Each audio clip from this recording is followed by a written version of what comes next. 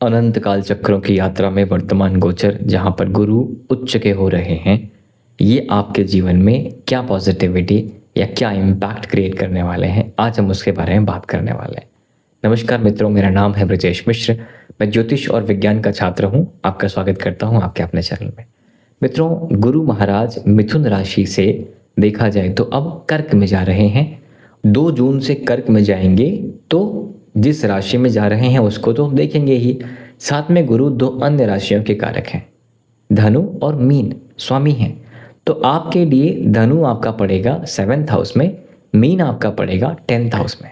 तो 2nd house, 7th house, 10th house के अलावा जो गुरु की 3 दृष्टियां हैं, 5वीं, 7वीं और 9वीं, जो कि आपके 6ठे घर को, 8वें घर को और 10वें घर को देख रही है। तो इसलिए गुरु का इम्पैक्ट इन 5 घरों पे है और इस परिवर्तन से इन 5 घरों पे ज़्यादा इम्पैक्ट पड़ेगा। तो आइए देखा जाए, समझा जाए मित्रों कि कैसे करेगा। देखिए, 2nd हाउस में जहाँ गुरु बैठा है वो आपका 2nd हाउस जो है वो फिजिकल टर्म में आपका ENT है, आँख से नीचे और गर्दन से ऊपर। ठीक है, आपके दांत, आपके जबड़े, आपका भोजन, आपके कान, आपकी नाक, ये सब आपका 2nd हाउस है। ठीक है, मिथुन राशि के लिए गुरु उच्च का 2nd हाउस में बैठेगा। गुरु जहां बैठे, जहां को देखे, विस्तार करता है। ठीक है, विस्तार का मतलब अगर धन भाव में है, धन का विस्तार, परिवार भाव में है, परिवार का विस्तार, आपके भोजन भाव में है, भोजन का विस्तार, वाणी में है, वाणी का विस्तार। तो जिनके भी गुरु 2nd हाउस को देख रहा हो कुंडली में भी और 2nd हाउस में आके बैठ भी जाए, उनके मुंह की बोली हुई बात भी सच होने लगती है। ठीक है, ये वर्तमान समय ऐसा ही है। पहली बात तो सोच समझ के बोलना है। दूसरी चीज़, वृद्धि के योग हैं, धन के वृद्धि के योग हैं और अन्य चीज़ों के भी योग हैं, लाइक भोजन वृद्धि के भी योग हैं। तो भोजन वृद्धि का मतलब फिर आपको स्वास्थ्य की समस्याएं बनेंगी इससे। मीठा भोजन खाने से बचिएगा। गुरु वसा का कारक है, फैट का कारक है, उससे बचिएगा। इररिलेवेंट फैट आपको बहुत कंफर्टेबल रहने नहीं देगा। ठीक है, तो 6th हाउस लॉर्ड आपके मंगल होते हैं, उसको फिटनेस वाले पर्सन चाहिए, अदरवाइज फिर आपका शत्रुघ्न योग नहीं बनेगा। शत्रु परेशान करते हैं, है ना। तो भोजन ठीक रखिएगा। ठीक है, और गुरु का जो 6th हाउस पे आपकी दृष्टि पड़ रही है, 5th एस्पेक्ट पड़ रही है। 6ठा घर है रोग, रिपो, ऋण, मामा का भी 6ठा घर होता है। स्ट्रगल का कारक है नौकरी, ये सब आपका 6ठा घर है। गुरु की दृष्टि पड़ रही है 6ठे घर पे। मित्रों, 2nd हाउस में गुरु है, परिवार का विस्तार का मतलब कोई मांगलिक कार्यक्रम होने के भी योग हैं परिवार में, तभी तो आपकी वृद्धि होती है। इससे शादी हो जाए, परिवार में किसी की शादी हो जाए तो एकदम ऐड हो गया, परिवार बढ़ गया। तो परिवार बढ़ने के बाद 6th हाउस पे एस्पेक्ट पढ़ने से रोग रिपुरण का कनेक्शन आपके परिवार से बनता दिखता है, आपके ENT से बनता दिखता है। इसलिए परिवार और प्लस खुद का ENT का स्वास्थ्य का ज़रूर ध्यान दीजिएगा। ठीक है, आपके एक्सेसिव फूड के कारण भी समस्याएं बन सकती हैं, इसका भी ध्यान दीजिएगा कि क्या खा रहे हैं, कैसे खा रहे हैं और किस मात्रा में खा रहे हैं। ठीक है, गुरु का इम्पैक्ट 6th हाउस पे नौकरी पे भी है। नौकरी के लिए गुरुदेव की दृष्टि अच्छी मानी जाती है, इसको बुरा मत समझिएगा। 6ठा घर जो है, वैसे ये नीच के घर जो पाताल लोक वाले घर होते हैं, यहाँ पर शुभ ग्रह बहुत अच्छा परिणाम देते नहीं हैं। इसलिए इन घरों में शुभ ग्रहों की दृष्टि से भी कुछ खास लाभ होता नहीं है। हाँ, गुरु की दृष्टि अमृतमयी है, तो अपने स्वास्थ्य लाभ के एक्सपेक्टेशंस भी ज़रूर रखिएगा। हाँ, खासकर अगर कुंडली में आपका लग्नेश ठीक स्थिति में है तो। ठीक है, तो गुरु का इम्पैक्ट 6th हाउस पे है, जहाँ पे हमने फैमिली के हेल्थ की भी और आपके खुद के हेल्थ की भी, गुरु संबंधित हेल्थ की भी और नौकरी की भी हमने बात करी। ठीक है, गुरु का इम्पैक्ट अष्टम में भी है।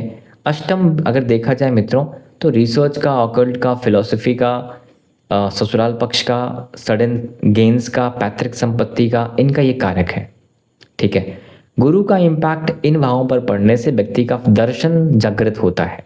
वाणी पर काम करके, वाणी संबंधित ये काम करता है, वहाँ पे भी चीज़ों को ये शुभ करता है।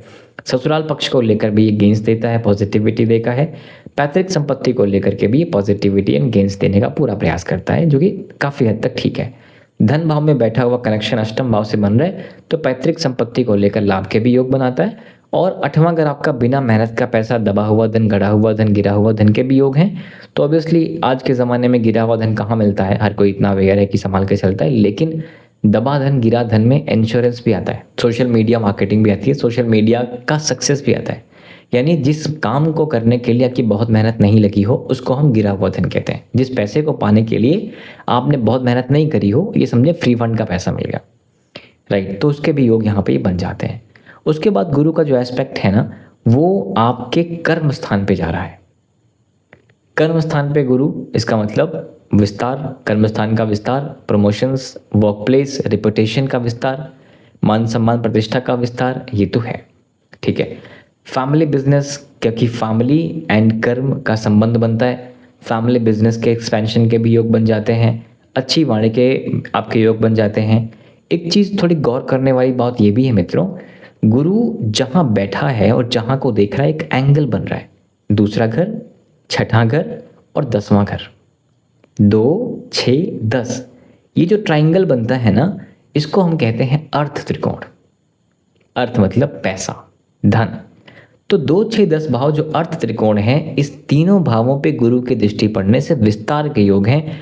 यानी कि साफ साफ कहा जाए, मिथुन राशि के लिए गुरु का ये ट्रांजिट धन के लिए, पैतृक विवाह, पैतृक संपत्ति के लिए, सडन गेन्स के लिए, दूसरे का धन के लिए, कहीं फंसा हुआ पैसा के लिए एक अच्छा योग बनाता है, ठीक है। कर्म स्थान के लिए भी, रेपुटेशन के लिए और प्रमोशंस के लिए भी एक अच्छा योग बनाता है। ये तो हो गया आपके गुरु की स्थिति और गुरु की दृष्टियां। एक चीज गौर करने वाली बात ये भी है कि गुरु का कर्म स्थान पे जहां पे दृष्टि पड़ रही है वहीं पे शनि भी है। हालांकि गुरु की दृष्टि अमृतमयी है, इसलिए शनि के प्रकोपों काफी हद तक संभालेगा, लेकिन शनि कर्म का देवता है, आपको संघर्ष कराएगा, एक्स्ट्रा एफर्ट डलवाएगा। यही शनि अपने थर्ड एस्पेक्ट से आपके 12th हाउस को देखता है, तो आपको स्वास्थ्य को लेकर के, लीगल लिटिगेशन मामलों को लेकर के, झगड़ों को लेकर के आपको अवॉइड करना चाहिए चीज़ों को और ध्यान से ही आगे बढ़ना चाहिए। ये शनि का इम्पैक्ट 4th हाउस पे भी है। घर, गाड़ी, पैसा, प्लॉट, फ्लैट के लिए शनि बुरा नहीं है, बस ये है कि एक्स्ट्रा एफर्ट डलवाता है। लेकिन स्वास्थ्य के लिए, आपके खुद के स्वास्थ्य के लिए, आपके इस लंग्स के, हार्ट के स्वास्थ्य के लिए और घर, गाड़ी, पैसा, प्लॉट, फ्लैट के अतिरिक्त माता के स्वास्थ्य के लिए ये शनि बहुत ठीक नहीं होता। तो स्वास्थ्य का ज़रूर ध्यान दीजिएगा, डाइट का ज़रूर ध्यान दीजिएगा। शनि गैस्ट्रिक इश्यूज क्रिएट करता है, वात प्रकृति का है, उस चीज़ का भी ज़रूर ध्यान दीजिएगा, क्योंकि सेकेंड हाउस गुरु बैठा, वो खूब राजस्वी भोजन करने के योग बनाता है, वसायुक्त भोजन करने के योग बनाता है, जो बाद में आपको गैस्ट्रिक इश्यूज क्रिएट करता हुआ दिख जाता है, ठीक है। शनि का ये इम्पैक्ट 8, 9, 10 आपके शादी वाले भाव पर भी है, और शादी वाले भाव पर शनि की दृष्टि बड़ी ठीक नहीं मानी जाती, इसलिए संबंधों को लेकर थोड़ा सावधान ज़रूर रहिएगा मित्रों। ये 31 अक्टूबर तक गुरु का ये ट्रांजिट है, और 31 के बाद ये आगे जाएंगे, सिंह राशि जाएंगे, और फिर घूम करके वापस आएंगे। गुरु अतिचार कर रहा है, अतिचार करता हुआ गुरु देश दुनिया के लिए ठीक नहीं है, ठीक है। अतिचार करता हुआ गुरु, अगर देश दुनिया की बात करें, जब जब अतिचार 90 सालों के अंतराल पे लगभग आता है, 80 से 90 के बीच में, और जब जब अतिचार हुआ है कुछ भीषण विध्वंस ही हुए हैं। अब भीषण विध्वंस दुनिया में अगर हैं तो उसका इम्पैक्ट आपके ऊपर है। कोई फर्क नहीं पड़ता कि आप दुबई में हैं, यूक्रेन में हैं, रशिया में हैं, अगर वहाँ वॉर है तो दशा खराब ही समझिए, है ना। तो एटमॉस्फेयर बड़ा इंपॉर्टेंट है, इसलिए जहाँ भी आप काम कर रहे हैं, जैसे भी कर रहे हैं, आपका एटमॉस्फेयर बड़ा इंपॉर्टेंट है। लेकिन ऐसे विषम परिस्थितियों के एटमॉस्फेयर में भी, जहाँ पे लोग सस्टेनेबिलिटी को प्रॉब्लम समझ रहे होंगे कैसे चलेगा, वहाँ पे आप सेविंग्स करते हुए भी देख सकते हैं। ये तो हमने बात कर ली गोचर की और नियमों की। अब बात कर रहे हैं उपायों की। पहली बात तो मित्रों, सबके ऊपर इतना ही ये एप्लीकेबल नहीं होगा, हर किसी की अपनी यात्रा है, हर किसी का अपना प्रारब्ध है, अवश्य ही भोक्तव्य, ठीक है। यानी कि भगवान ने कहा कि जो भी तुमने सुख किए, दुख किए, लाभ किए, हानि किए, दूसरों के लिए भी किया, उसका परिणाम तुमको मिलेगा ही मिलेगा। क्वांटम फिजिक्स का, एनर्जी का एक लॉ भी है ना, law of thermodynamics, second rule क्या कहता है, जैसा है ट्रांसफॉर्म होके वो किसी और रूप में जाएगा, खत्म नहीं होगा, कर्म खत्म नहीं होगा, ऊर्जा खत्म नहीं होगी। तो इसलिए आपके साथ भी, क्योंकि पूर्व जन्मों के कर्म सबके साथ चल रहे हैं, आपके साथ भी चल रहे हैं, हर किसी के ऊपर गोचर उतना ही पैसा दे ऐसा जरूरी नहीं है। जो अडानी का गोचर देगा ये गुरु, वो मेरे और आपको तो नहीं देगा ना, जो अंबानी को देगा मुझे आपको तो नहीं दे रहा है ना। तो ये प्रोपोर्शनल की बात हो जाती है कि ग्रोथ है तो किस लेवल की है, जिस एटमॉस्फेयर पे आप हो उस हिसाब से मैच करिएगा। दूसरी चीज़, दशा बड़ी इंपॉर्टेंट है, दशा भी इंपॉर्टेंट है। दशा का अगर एस्पेक्ट है धन को लेकर के, वृद्धि को लेकर, करियर को लेकर, तो बहुत अच्छी पॉजिटिविटी है। दशा का इम्पैक्ट इनमें से किसी भाव में नहीं है तो पॉजिटिविटी कम है या न्यूट्रल है, लेकिन नेगेटिव तो कहीं से नहीं है। ठीक है, अब बात करते हैं मित्रों उपायों की, क्योंकि अगर आप चाहते हैं कि आपके जो भाग्य का स्वामी होता है गुरु, है ना, कारक है, नैसर्गिक रूप से कारक है भाग्य का, संतान का, पिता का, नेम फेम का, सुख समृद्धि का, धन का, तो अगर गुरु उच्च की राशि में गया तो ये सबके लिए शुभ करेगा। ठीक है, भाग्य को लेकर के भी चीज़ों को ठीक करेगा। आप चाहते हैं कि अगर भाग्य का साथ मिलता रहे तो विष्णु सहस्त्र नाम का पाठ जरूर करते रहिएगा। शनि का इम्पैक्ट कर्म क्षेत्र में है तो कर्म करने से पीछे नहीं हटना, स्वास्थ्य को लेकर ज़रूर सावधान रहना है, और शनिवार के दिन गरीबों के लिए कुछ चैरिटी को डोनेशन आप कर सकें तो ये बहुत अच्छा माना जाएगा। आपके 12th हाउस को सैटर्न देखने से आपकी नींद की समस्या करता है, आपके न्यूरॉन्स खराब होंगे, यानी कि डेटा प्रोसेसिंग अच्छी नहीं हो पाएगी, इसलिए नींद पूरी लीजिएगा। चंद्रमा को ठीक करने के लिए भगवान शंकर का अभिषेक ज़रूर करते रहिएगा। भगवान शंकर को जलाभिषेक के साथ साथ उनके पूरे कुटुंब यानी गणेश जी, कार्तिकेय जी, माता, नंदी, सबकी आराधना करिएगा। ये आराधना आपके लिए बहुत शुभ मानी जाएगी। सेकंड हाउस में गुरु का इम्पैक्ट होने से वाणी पे इसका इम्पैक्ट है। माता सरस्वती की रोज नित्य आराधना किया करिए, नमस्कार किया करिए, और माता से ये कहा करिए कि जो मेरे मुख से निकल रहा है वो ठीक ही निकले, ऐसा ही आप मुझे आशीर्वाद दें। ठीक है, so that's it for now मित्रों। आपके सपोर्ट के लिए बहुत बहुत धन्यवाद। Thank you very much. नमस्कार, जय श्री राम।